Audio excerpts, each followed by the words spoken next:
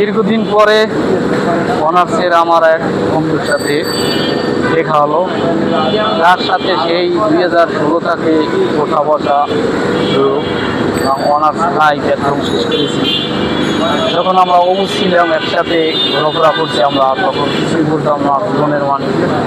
আজকে এখন আমরা এই পর্যন্ত এসেও আমাদের বন্ধুত্ব কিন্তু অটুট আছে। আর আজকে যে আমরা এই যে আসলাম বা মধুর কিনে ঢুকলাম, তোমার কেমন লাগছে? আলহামদুলিল্লাহ ভালো। দীর্ঘদিন পর আমার কলেজ ফ্রেন্ড একসাথে 5 বছরের চেয়ে বেশি একসাথে কাটাইছি। দীর্ঘদিন আমরা দুইজনে বন্ধু সাইকেলে অনেক 5 বছর কাটাইছি।